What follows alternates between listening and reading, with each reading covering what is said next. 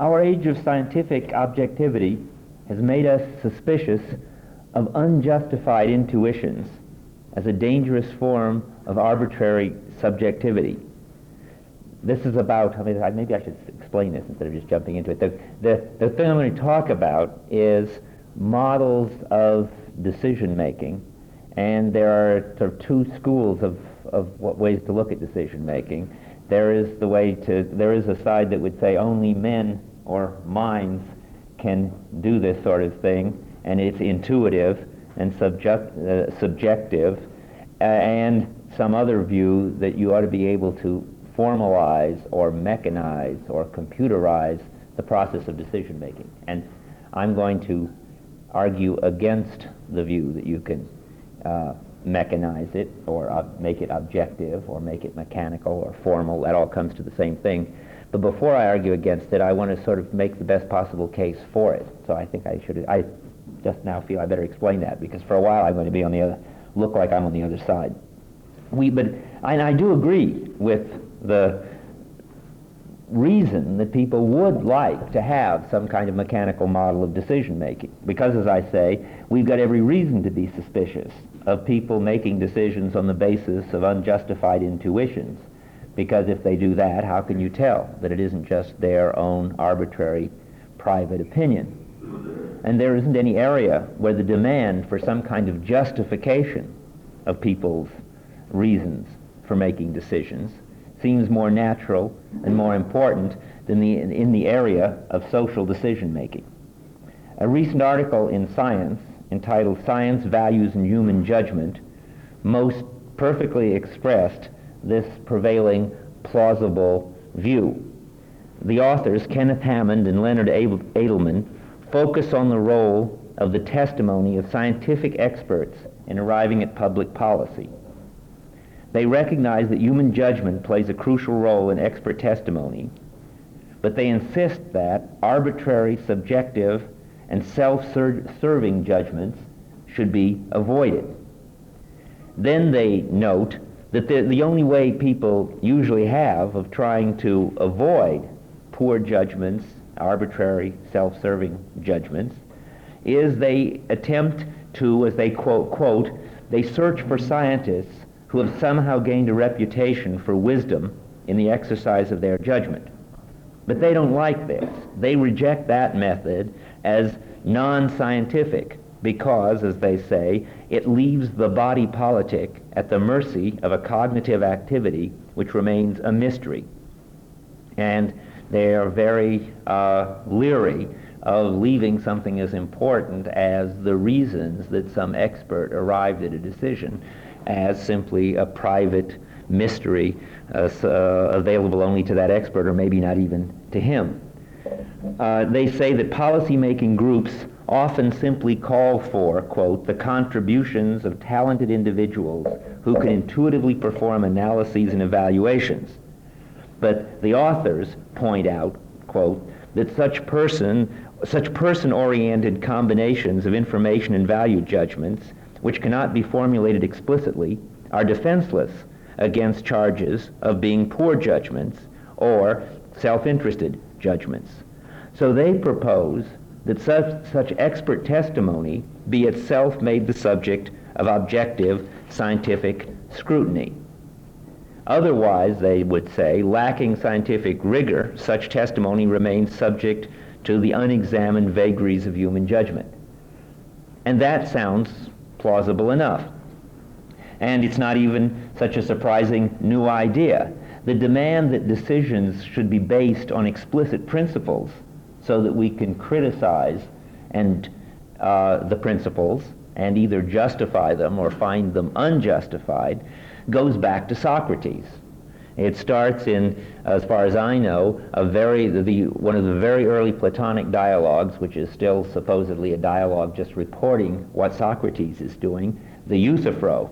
In the Euthyphro, Socrates demands of a young prophet named Euthyphro, who was used to making his decisions and pronouncements completely intuitively and mysteriously by his prophetic talents, he demands that Euthyphro make explicit and defend the principles on the basis of which he's just turned in his father for murder. Now, we aren't going to go into the sordid family details of what happened to Euthyphro and his father. The main thing is that with that dialogue, the whole Socratic project of getting people to make explicit the rules and principles on which they act, and then, once having made them explicit, justify them by dialectical arguments or by appeal to facts, that project starts, which Plato carries out and is our whole philosophical tradition. So there's nothing new about the demand that we don't leave decisions to intuition, judgments, tradition, hunches, and prophets. What's new is the confidence that these writers in this science article show that the power of science can achieve what Socrates and Plato failed to accomplish. Because I think it's pretty clear that philosophy has never managed to get clear about the principles on which moral judgments, value judgments, and so forth are made. They're still debating the very same questions that Plato and Socrates debated. But now that science has been successful in so many areas, the writers of this article feel sure that a little scientific scrutiny will clear up this problem about human judgments. They say, rather than searching for persons who possess mysterious talents, the scientific approach to this problem would be similar to the scientific approach to any problem. Analyze human cognitive activity like any other natural phenomenon. And that sounds fine. The authors demonstrate in their article how intuition is to be eliminated by analyzing the judgments of expert witnesses when they're called in to decide some particular question. Now, the article happens to focus on the question, what sort of weapons should be carried by the Denver police? Any particular question of public policy, you could have the same kind of analysis. And I don't want to go into the details of this analysis. The important thing is to note that the approach depends on a Socratic-like demand that the experts, quote, externalize their value judgments. This is to be accomplished by getting the experts to list the factors involved in such a decision, such as the effectiveness of the weapon, the possible injury to the criminals, the possible threat to bystanders, etc. They're supposed to give their analysis of the relevant factors and to give their evaluation of each type of weapon on the basis of their evaluation of the various factors. In other words, they're supposed to take into account the costs, that is, the risks and the benefits or advantages of each type of weapon in such a way that a value can be calculated for each alternative. Another way to put it is they're supposed to give their version of the trade-offs between the advantages and disadvantages of each type of weapon. What the authors here are proposing is what's sometimes called cost-benefit analysis, which is right now the most popular and promising version of decision analysis. There are a dozen, at least, different formal models for decision analysis, but since the cost-benefit one is a clear and simple one and a popular one, I'm going to stick to that model. Taking into account the costs and the benefits of each type of factors, of all these various factors, each type of weapon can be evaluated and then the summation value of each type of weapon will be calculated, and simply the police will choose the weapon that the majority of experts finally all agree on. The authors proudly point out that by the use of this type of decision analysis, nothing is left to mystery and intuition.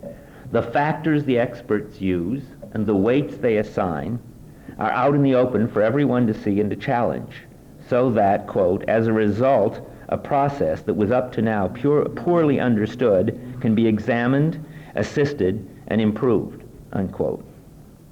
In an age where experts are our only recourse in decisions concerning the environment, nuclear energy, drug use, etc., the idea that we could formalize expert advice so as to replace intuition and judgment with objective calculation is certainly attractive.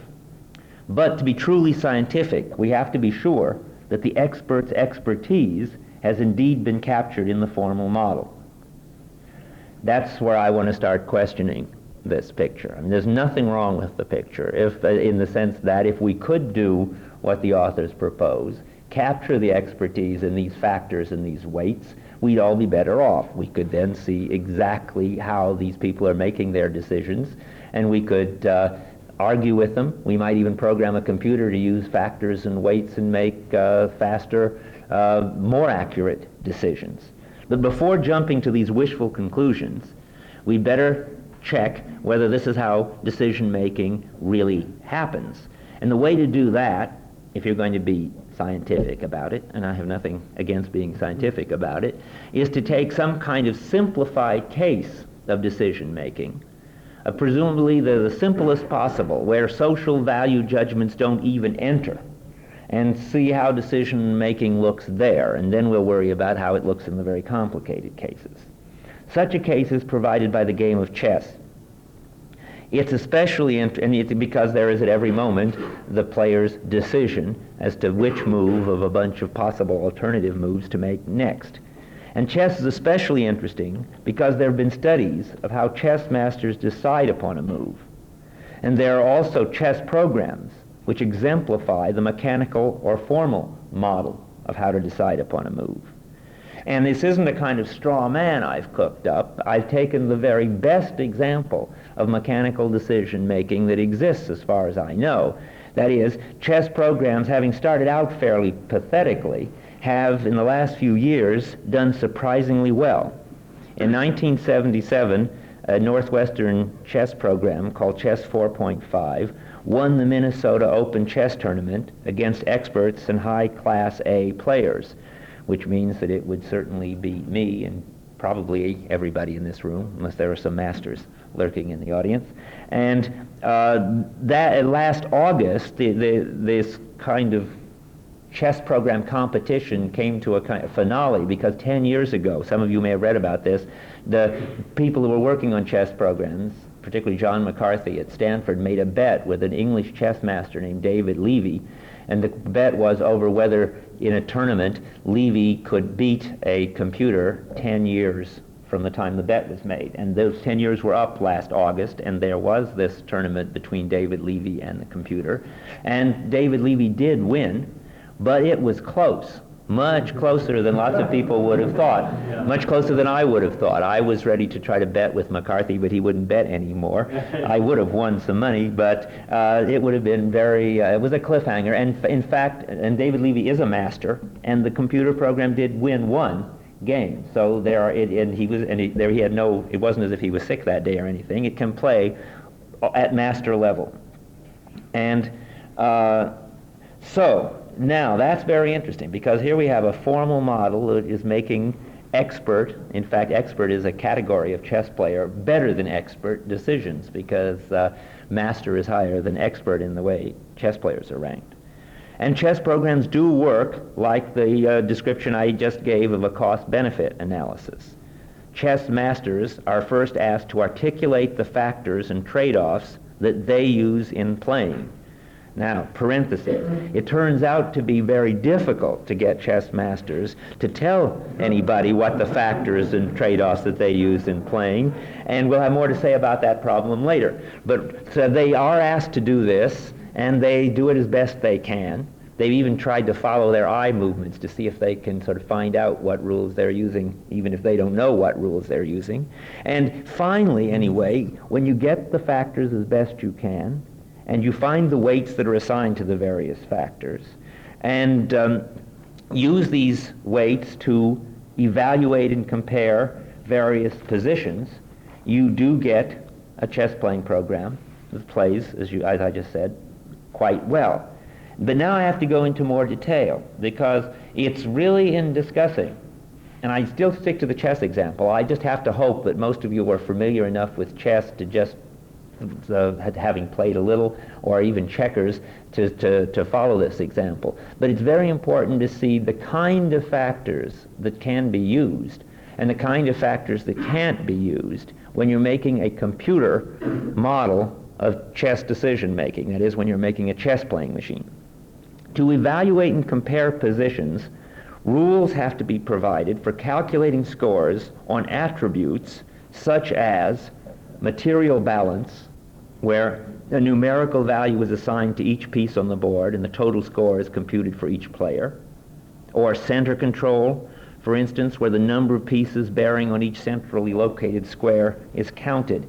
There have to be such attributes or features, or what I called earlier factors. And then there must be a formula for evaluating alternative positions on the basis of these scores. That's how a chess program works. And using this approach, and after looking at a number of moves and positions which included 3 million potential positions, chess 4.5 played at which I said at almost master level. But the interesting thing to us is that chess masters, it's been found out, generally look at less than 100 possible moves. Now the question that you have to start thinking about, and again we're going to stick to chess because if we can understand it there we can generalize it to more complicated cases, is what is it that chess masters are doing that enable them to generally come up with a better move looking at only at 100 possibilities than what the decision model computer program is doing, coming up with moves looking at 3 million possibilities? Well, it seems that what happens is that chess masters get their ability to zero in on the few really important moves by playing over and over again the book games, that is the written down games of previous chess masters, or playing lots of games with each other, until they are somehow able to recognize what is important and interesting or relevant about a particular chess position. Presumably by, I'm sort of speculating here, I have to tell you what's fact and what's speculation. It seems to be, it's generally considered a fact that it's been proven that chess masters do only look at about 100 possibilities. What it is they do instead of that is the subject for much debate and speculation. Instead of looking at more, why is it that looking at so few they can do so well? And I'm giving you, and another fact is that they couldn't do this so well if they hadn't played many, many, many games. And another fact I might as well mention is it's got something to do with their sense of what is going on deeply in an ongoing chess game. Because it's not just that they have very good memories or think very fast or something like that, because you can show, it turns out that if a chess master looks at a board position for just a few moments, he can reproduce the whole position, whereas if a beginner looks at a board position for a few moments, he can't. But that only works if it's a real board position. If you show a chess master a bunch of randomly, the same number of pieces, randomly, but legally, let's say, but just stupidly arranged on the board, he can't reproduce the position any better than the purest potser. So the question then is, it's got something to do with having developed a deep sense of the game by playing all these games. My speculation is that the player learns how to recognize present positions as similar to positions which have occurred in classic games. And these previous positions have already been analyzed in terms of their significant aspects.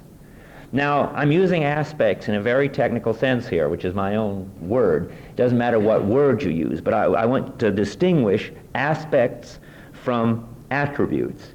Attributes, remember, were things like center control and material balance. And the interesting thing about attributes is that you don't have to know anything about chess to calculate the attributes. If material balance means simply count up the numerical value of the pieces on each side after a certain exchange, somebody who doesn't even know how to play chess can do it, and a computer can do it. A computer is something that doesn't know how to play chess until you put this program in it, and it calculates material balance, or it calculates center control. Anybody can be told, count the number of pieces that are aiming at the center. Maybe you have to tell them what aiming is. That is how each piece can move, but anybody can learn that. But aspects are a much more interesting sort of thing. I would say aspects of a chess position include overall characteristics, global characteristics. And for example, and here I have to depend on the knowledge of my brother, who's a very good chess player. I haven't reached the stage where I see anything but attributes. That's where most beginners are. But if you play a lot of chess, you apparently see things like control of the situation, the extent to which a player's opponent's moves can be forced by your threatening moves. Or another aspect, crampedness of the position, the amount of freedom of maneuver inherent in both players' position, the player's position and the opponent's position. Or, and here's a nice one, overextendedness. The fact that while the position might be superficially quite strong, one's not in sufficient control of the situation to follow through, and with correct play by the opponent, a massive retreat will be required. It's in terms of aspects like that, control of the situation, crampedness, overextendedness, that really good chess players talk to each other about games and analyze games. And I'm presuming that the already analyzed and remembered positions focus the player's attention on these critical aspects of the current position so that the master can zero in on the critical areas before he begins to count out specific moves. If I do this, he does that, and if I do this, he does that. Whereas the computer, with only attributes to go on, simply counts out for 7 exchanges ahead everything that he does and I do and he does and I do, and then does this analysis at the end of costs, benefits, that is, of weighs the various factors against each other and calculates the value of these final positions. But the computer doesn't have this capacity to zero in on what's important, because the computer doesn't have a sense of the game as a developing totality with a strategy. One way to put the difference is that the computers play only tactically. They just play a certain number ahead and then calculate which of all the possible moves that you could make and that the opponent could make would get you to the best position 7 moves ahead. Whereas chess masters play not tactically but strategically. They have some long-range game. They're either playing defensive or aggressive. They're either planning to attack the king side or the queen side, and so forth. So the distinction between features and aspects is central to what I'm going to talk about. Aspects play a role in any account of human play or decision-making in general, similar to the role that features play in a formal model of such decision-making. But there is a very crucial difference, which is already implicit in what I've been saying. In a formal model, a mechanical model, a computer model, the situation is defined in terms of the features or attributes. Whereas in human decision-making, situational understanding is prior to aspect specification. That is, you have to understand what's going on in the game before you know whether a particular position is cramped or overextended. For example, the numerical value of a feature such as material balance can be calculated independently of any understanding of the game. Whereas if you look for overextendedness, you have to see it, the same position could be overextended or not, depending on the long-range strategy of the game. In a game in which White's long-range strategy is an attack on the opponent's king, the advanced position of White's pieces doesn't constitute overextension. Whereas if White was playing a defensive position, it would. And since no present or envisaged chess program includes long-range strategy, because it doesn't have whatever it is that human players get by playing lots of games, no chess program is able to recognize aspects. A chess program has to begin with whatever you can recognize as context-free features that don't presume any expertise. It builds its expertise, so to speak, out of starting with what any dumb creature could see. Whereas I want to say experts go around the other way, and they see what's going on in the game in terms of the expertise they've already got. No feature-based matching of the present. Well, I want to also clear up a possible way that one might think you could get around this. You might think that you could have a stored library of previous positions, and a computer could certainly have that. And then it could look up previous positions which had features like the present position and see how things went in certain moves from that position and reach its move from there. But this won't help at all. And you have to think about why it won't help at all, why a stored library of particular positions and what happens.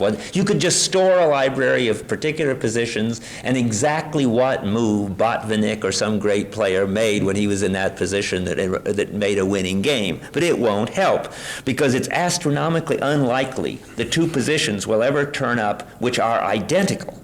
So what would have to be compared were similar positions. But similarity can't be defined as having a large number of pieces on identical squares. Similarity can't be defined in terms of attributes at all. Two positions which are identical, except for one pawn moved to an adjacent square, could be totally different. Think of an extreme case where the pawn's about to be promoted to a queen.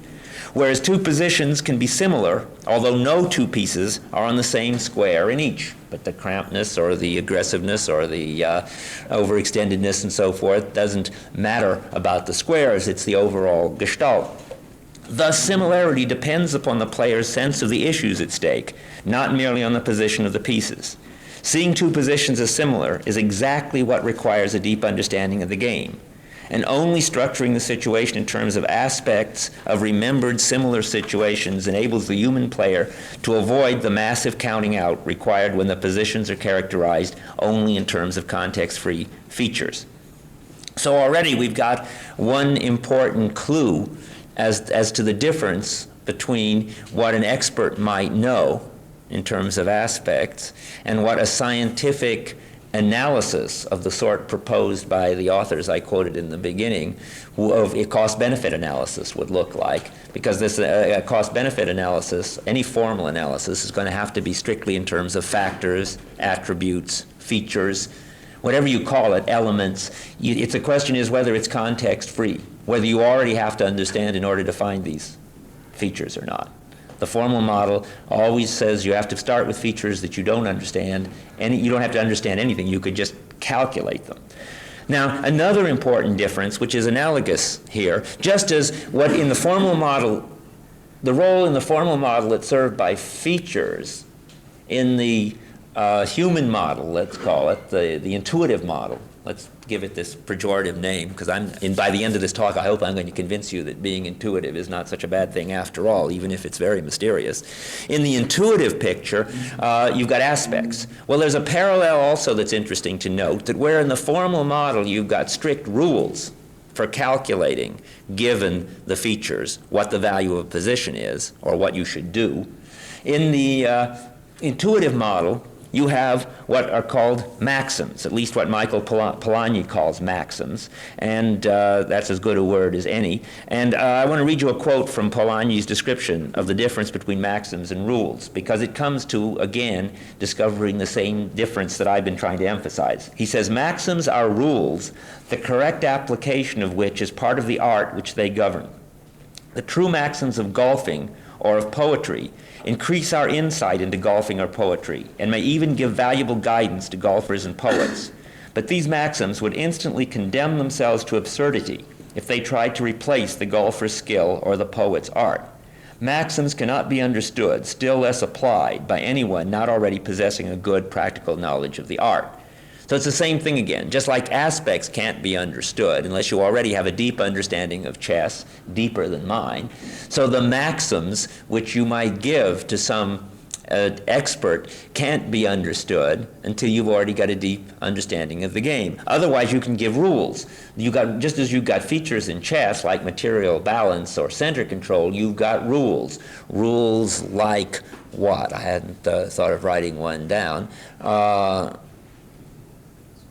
You might give somebody a rule like castle as soon as you can in the game. I was playing this thing called the Chess Challenger, which you see advertised a lot now, at a rather low level, stage 3 or something, and it was obviously following the rule castle as soon as you can in the game.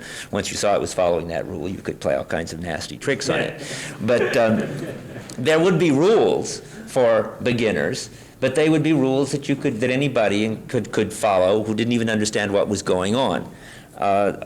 Okay, in general, being able to see similarity to typical cases and to recognize shared aspects in terms of the similarity as well as the possibility of profiting from maxims formulated in terms of all these aspects, all this seems to play an essential role in the acquisition and utilization of expertise. If this is so, then we can understand why masters have such trouble articulating the factors they use. And the same for the experts that we were trying to understand who are trying to help us make social policy. They have such trouble articulating the factors they use, the weights they assign, the rules they use for calculating the value of a position. What I want to say now is that it may well be that the reason they have such trouble articulating their factors and rules is because they're not using factors and rules at all. Now, we'll get back to this in a minute. They may have learned using factors and rules. I presume if you start with chess, that's what you do. You have to learn about material balance, about center control, and rules like try castling every time you get the chance. But by the time you become a master, you're not using those rules. And why should we suppose that you're using any rules at all? But if they're not using any rules at all, and I won't state that dogmatically, I'll try to defend that more in a minute, this would have serious consequences for the hope of an objective science of decision-making. If we can't tap expertise by asking the experts how much weight they put on the factors, then we can't externalize the experts' judgments, to talk like that article. For example, to give you a feel for this, it might not help to ask an expert, intuitive, successful businessman how much weight he puts on the factor of customer confidence versus the factor of coming out fast with a new product, even if it might fail. He's likely to tell you, well, it depends, meaning he needs to know a lot more about the situation. I read an article where the decision analyst got very annoyed and thought that there must be something stupid about these experts because they couldn't even understand what he was trying to get at. They kept saying it all depends. And then Socrates had the same exasperation with Euthyphro. Euthyphro kept saying, well, I'm doing it because that's what the gods tell me to do, or I'm doing it because I can see that my father is a wicked man. And Socrates kept saying, no, you must have a principle. What's your principle?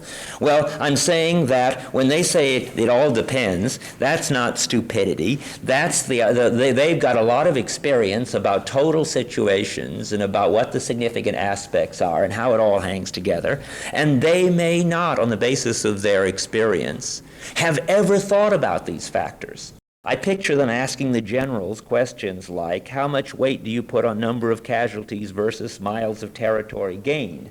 And if they did have any experienced generals in land warfare, and they probably did, who'd had read lots of battles and maybe fought lots of battles, they didn't presumably know how much weight they put on these factors. They didn't think about it in terms of these factors. But if they were forced to give some kind of value, they said, well, I don't know, I think that the trade-off is such and such and such. Then you build a model that makes up war strategies and war games like that. It's likely to be very stupid, because you're not tapping the expertise of the expert when you ask him how much weight he puts on the factors, if his expertise consists in his doing this without weights and factors.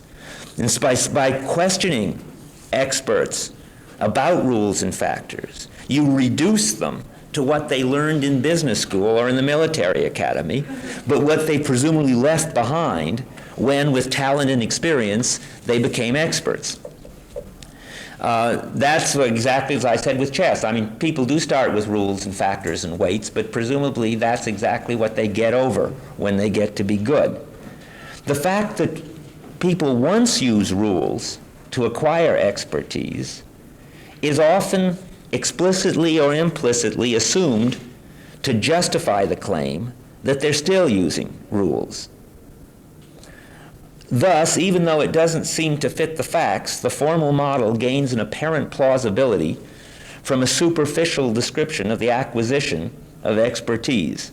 So I want to give you what I take to be a description of the acquisition of expertise in a few cases, so to give you a feel for the implausibility of that model. To take a very extreme case, for example, a blind person already familiar with curbs who is learning to use a probe to recognize curbs. I mean, presumably he's walked over them. He knows what a curb is, but he hasn't used a probe to feel them.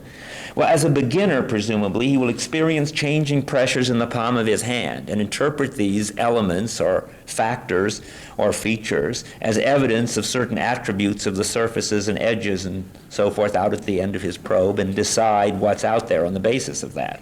According to the classical formal model, these attributes would be used to decide whether the object falls into the class curb defined in terms of a certain set of attributes. The classical formal model, though, although appropriate for beginners, cannot explain this, what happens when you extend this to a skilled human performance. You only need to notice that when you or a blind person, anybody, finally learns how to use a probe and becomes skilled and proficient at it, then you're no longer aware of pressures in the palm of the hand, giving you attributes of objects out there. The blind person, and presumably anybody using a probe, becomes directly aware of or directly experiences the curb with its characteristics at the end of the stick. That is a total transformation of experience. I took this to be as a dramatic example as possible. A total transformation of experience takes place in which the attributes and the calculations and judgments and decisions disappear altogether, and one just simply feels that you're now out there at the end of the stick feeling the objects. I think that generally in the acquisition of cognitive skills, the beginner starts with the sort of second-order features and rules used in the formal model. Never mind second order. I say that because of certain complications with neurophysiology. I'll get to that in a minute. It begins with the features and rules used in the formal model. Just as we said, chess players start with numerical values for the pieces and strict rules instead of maxims for how to win exchanges and so forth. Language students learn grammatical rules when they're learning a second language. Pilots learn the rules for the sequence of operations required to fly airplanes. And in each such case, as long as the beginner is following such rules, his performance is halting, rigid, and mediocre. As I take it, everybody knows who's at least learned a second language or learned to drive a car. And also in each case, as anybody knows who's acquired expertise or proficiency in a skill, with the mastery of the activity comes the transformation, which we noted in the case of the blind man and his cane. The performer is no longer aware of features and rules, and his performance becomes fluid, flexible, and highly proficient. The chess player develops a feel for a game. The language learner becomes fluent. The pilot stops feeling that he is flying the plane and simply feels that he is flying. The suspicion that the features and rules have become unconscious, which is the suspicion that guides the scientific model of getting it back out of the experts because they've lost the consciousness of the rules, can't account for the fact that after this transformation, the style of the behavior is radically changed and the performance dramatically improved. Moreover, if the features and rules have simply dropped out of consciousness without in any way being transformed, how can one account for the fact that if a skilled performer becomes aware of the elementary actions that he once was aware of when he acquired the skill, his performance is degraded to even worse than that of a beginner? That is, you try to pay attention to how you type or how you drive or how you speak a foreign language, and the whole thing just falls apart. Polanyi discusses this case and concludes that reflective attention to the features, that is, to what, not that the features are already there, but newly singling out the features, destroys one's sense of the context, which alone can smoothly evoke the proper sequence of words, notes, or gestures. And furthermore, just to give you all the arguments I can think of, one would think that the rules and features have been really forgotten, because it's fascinating to ask yourself, if you type, for instance, which finger you type the letter B with. Once you actually did that according to a rule. You saw, you knew what finger to move, and you moved it. You decided in this rule-like way. Now, if you've acquired the skill, something so totally different is happening that you don't even know the answer to that question. The only way to find out is to pretend you're typing the word boy or something and find out which finger moves. So, I would say then that scientific evidence suggests that the formal model of the acquisition of expertise is simply mistaken. When one acquires a skill, driving, speaking, flying, or whatever it may be, there's a moment when, with more or less suddenness, the original rules and attributes are left behind.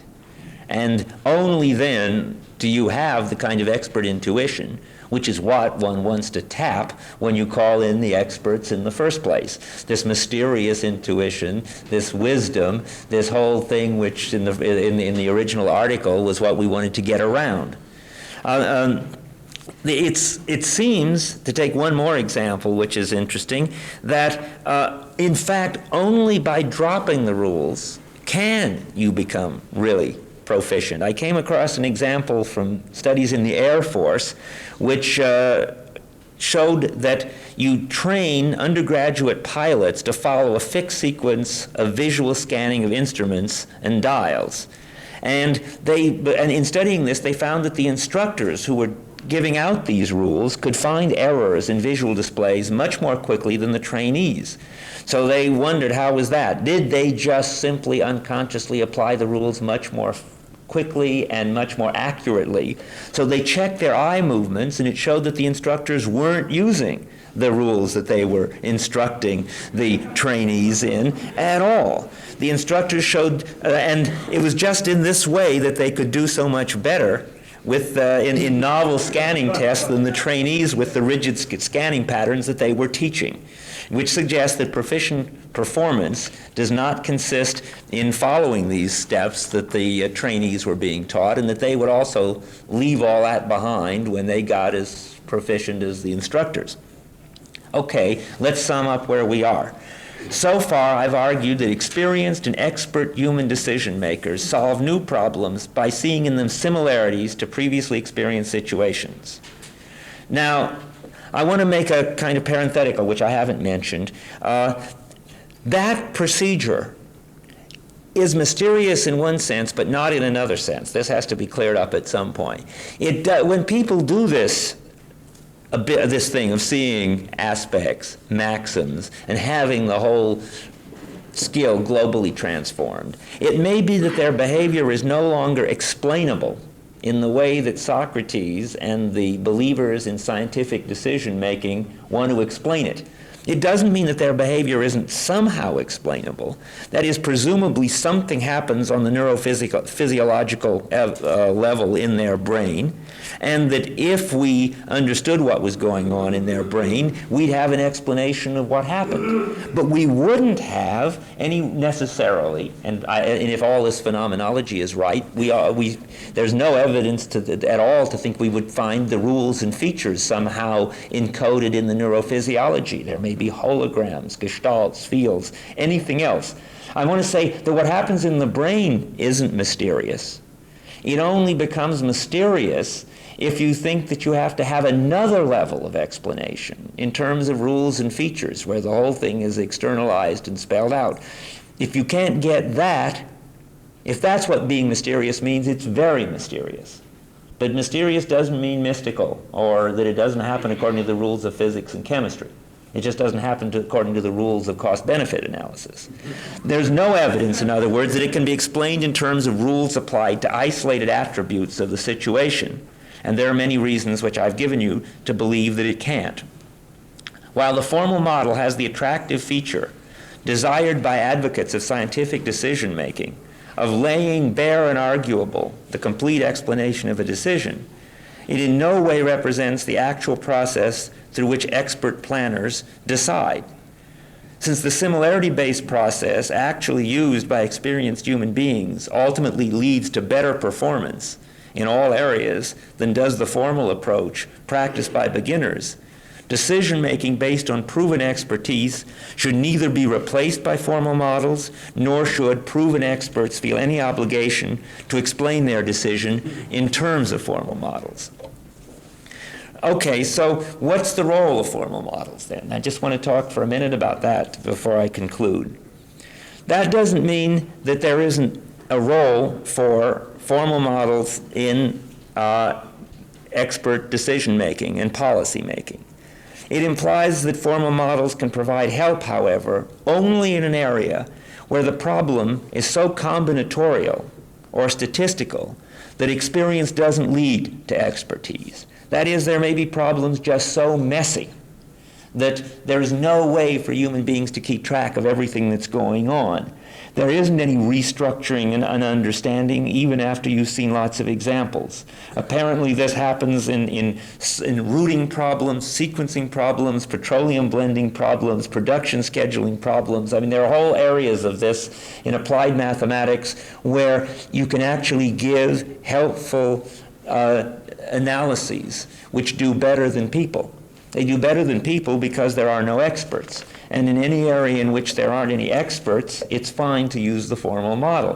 What I want to say is, however, that in most policy decisions, like affecting the environment, clean air decisions, or drug marketing decisions and so forth, it's not that we have a tremendously difficult combinatorial problem. We have a problem which is of a familiar, much more modest sort, and in that sort of problem, if there are experts, then the last thing one wants to do is to force the experts to give you the factors and the weights, because then then you will be exactly losing their expertise. Now that leads to one final point.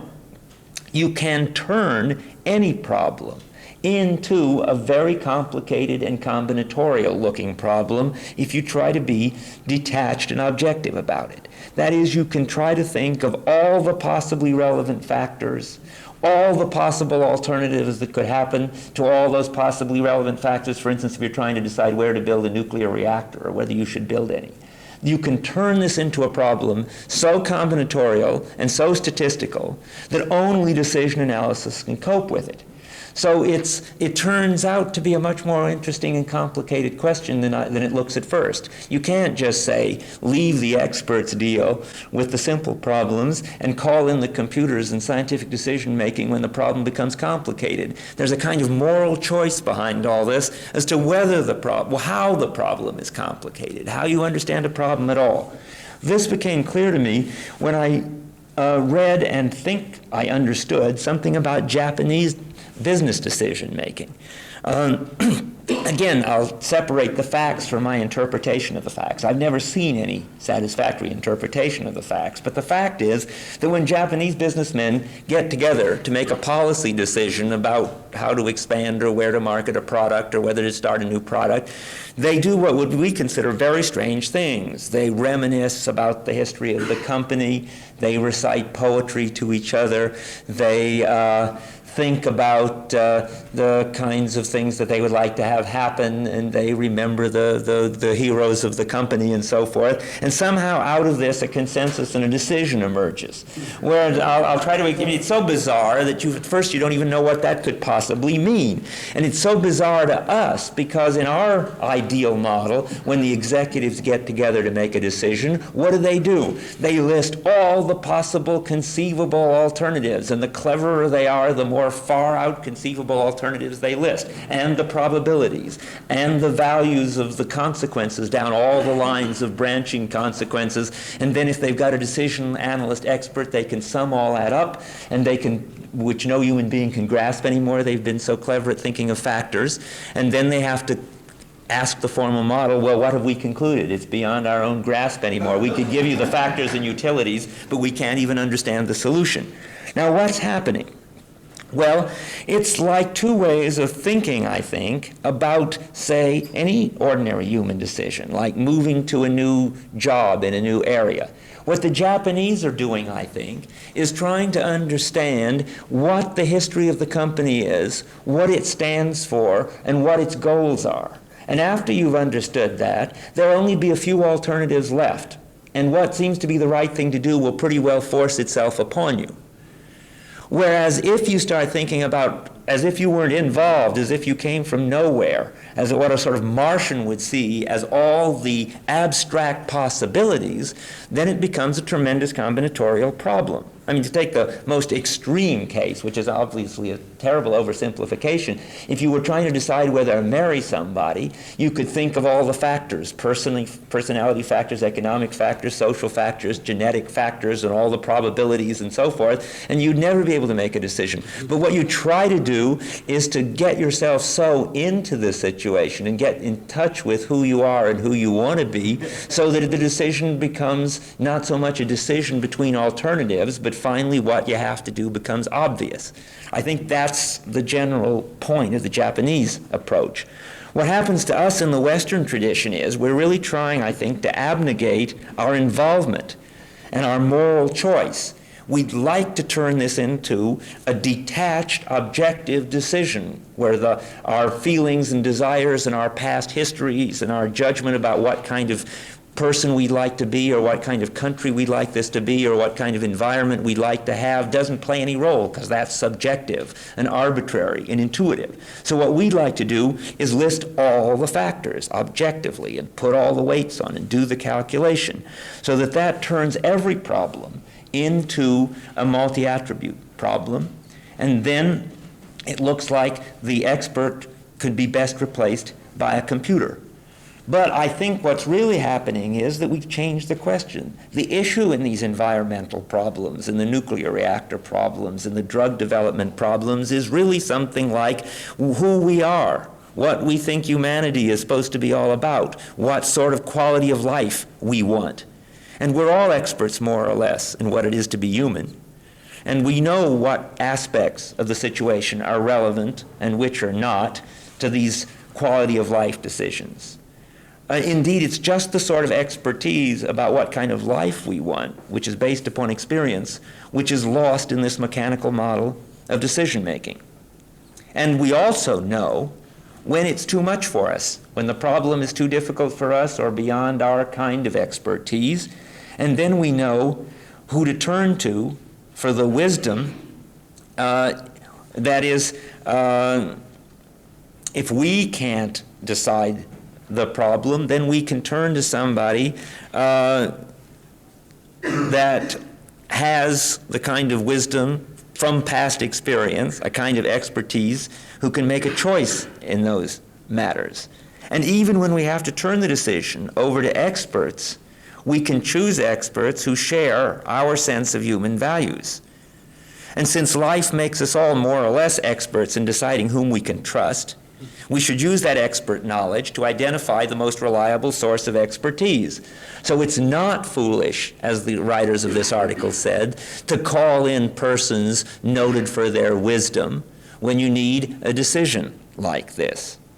That is, finally, I think, that the attraction of scientific decision-making is that it would eliminate, if it worked, subjectivity, arbitrariness, intuition, mystery, and all the risks that go with that.